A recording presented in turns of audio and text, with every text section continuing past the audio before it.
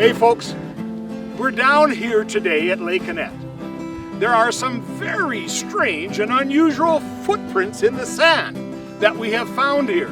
So I've asked my really good friend Dieter, who's a longtime resident and an extraordinary frontiersman in the Jasper area, to come and take a look at these footprints because they are very unusual.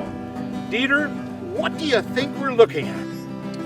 Well, I'll tell you something, Norm. It's interesting you bring this up because if we go back in history, it was David Thompson, 1811, when he came through here, and he identified, well, he didn't identify, he pointed out these prints to some of his men. They were extraordinarily large, 14 inches long, about 12 inches wide, much bigger than any bear in the area.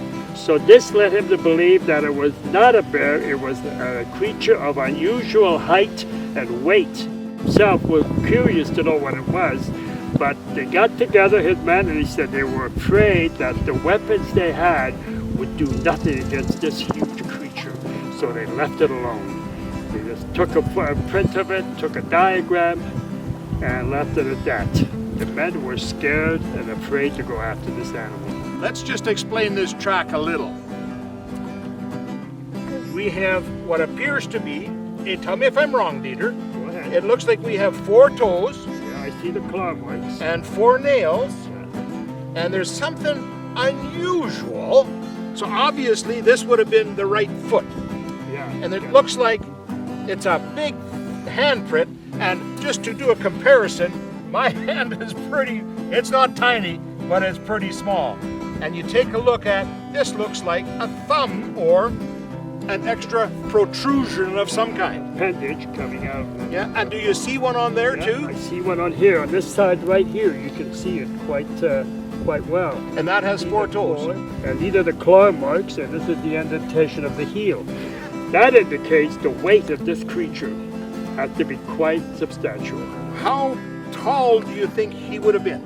Well, looking by the stride, I would think he was well over 7.5 feet, possibly even more. So we've got him in the water, coming out, Yeah. and then he's stepping here, and he's stepping up onto the grass. The grass here. You said you had some prints with you. Yes, I Some do. replicas. I'll go get him, and I can kind of show you with the bear print compared to this. Let's measure the grizzly bear paw to begin with. So this is, what kind of a grizzly bear paw is this? Well, this is the back part of the grizzly bear standing up, his back paw. Okay, Okay. standing up. Don't forget, when they stand up, they spread out more. So it's the full Full dimension. measure plus a few percent, plus another 10%. And would you say this is an adult, a mature, full An size? adult, mature grizzly bear, you're looking at a 6 to 7 year old. Okay.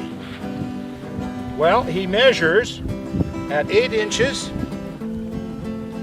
to 13 inches. That's the grizzly bear paw. Okay. So now if we're going to measure this paw, I guess we have to go from this end, right? Yeah, yeah. Because that's Right. obviously You wanna take part the of that full print. measure, yeah? Take the whole measure. So we're looking at 14 inches wide. Across, that's about right. Okay, so that's almost like a thumbprint. Yeah. And gotta we're take looking at 15 inches in length, a little bit better. Maybe Yeah. 15.5 inches long. Wow.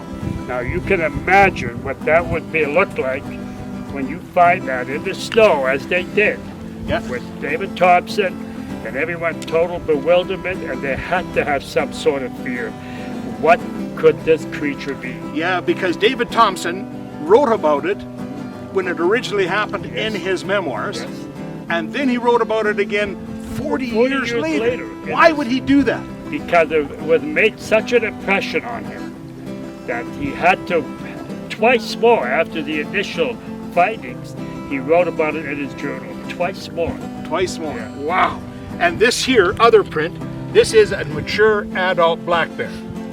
And that print is about 5.5 inches long and about 8.5 inches long and 5.5 inches wide. Yeah, it's So, quite a difference. It almost looks like a baby.